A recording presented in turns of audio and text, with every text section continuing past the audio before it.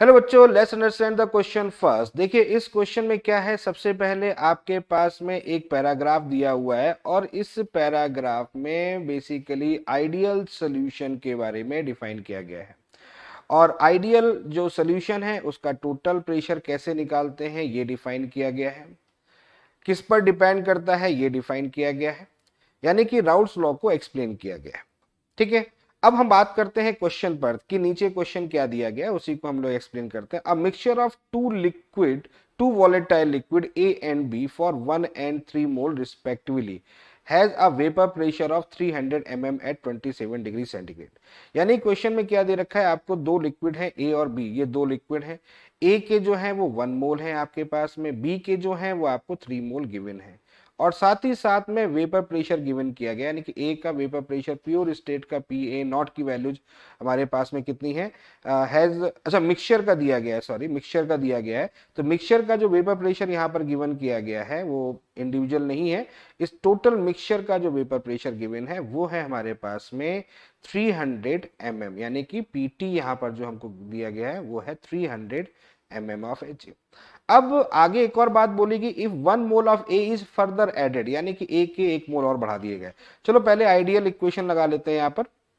ठीक है, ideal solution के लिए जो हम लोग इक्वेशन लगाते हैं उसको लगा लेते हैं। तो क्या होगा, P T is equal to कितना होगा, P A not X A plus कितना होगा, P B not X B. तो यहाँ पर हो जाएगा आपका 300 is equal to P A not into X A की वैल्यूज कितनी होगी 1/4 प्लस यहाँ हो गया पी बी नॉट इंटू कितना होगा 3/4। ठीक है, अब आगे समझते हैं। If 1 mole of A is further added to this solution the vapour pressure becomes 290 mm, यानी कि अब जो वेपर प्रेशर है 290 हो गया। तो फिर इसी तरीके से यहाँ पर इसको सॉल्व करें, 290 टोटल प्रेशर हो गया, पी ए नॉट ही रहा इनटू यहाँ पर अब टोटल मोल कितने हो जाएंगे, ए के हमने एक और मोल ऐड कर दिया तो 2 मोल हो जाएंगे, 2 डिवाइड बाई अब टोटल मोल नीचे कितने हो जाएंगे 5 हो जाएंगे, इनटू यहाँ plus plus P B naught plus P B naught और पी बी नॉट यहाँ इंटू कितना हो जाएगा आपके पास में ये 3/5 हो जाएगा। तो आपके पास में देखिएगा दो इक्वेशन मिल गई है टोटल प्रेशर की। अब क्वेश्चन के अंदर पूछा गया the vapour pressure of P और ए, बिल्कुल सही बात है, अननोन हमारे पास में वेपर प्रेशर ऑफ ए और वेपर प्रेशर ऑफ बी है, दोनों अननोन है।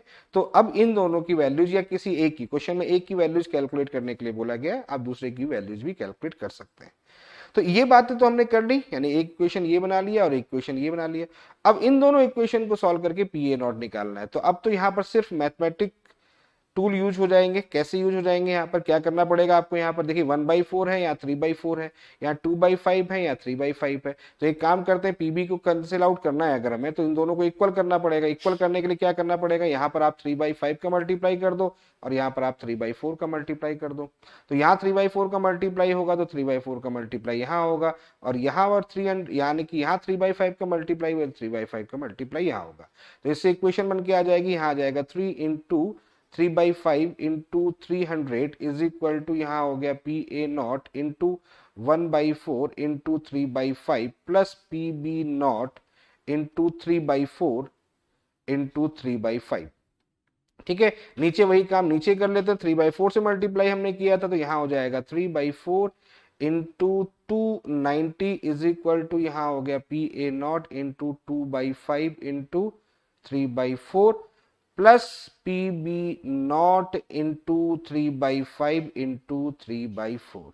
अब आप देखो ये दोनों इक्वल हो गए, अब क्या कर दो, इसको सब्ट्रैक्ट कर देंगे। तो सब्ट्रैक्ट कर देंगे तो ये वैल्यूज आपकी क्या हो जाएगी, कैंसिल आउट हो जाएगी। और जब ये कैलकुलेशन करेंगे, अब तो आप कैलकुलेशन कर ही लेंगे, तो यहाँ से जब कैलकुलेशन करेंगे तो पी ए नॉट की वैल्यू जो यहाँ से निकल के आएगी वो आ जाएगी आपके पास में 250 mm। तो इस क्वेश्चन का जो करेक्ट आंसर है वो कौन सा ऑप्शन करेक्ट है, देखिए फर्स्ट ऑप्शन करेक्ट है। तो I hope you understand the very well. Okay, thank you, best of luck.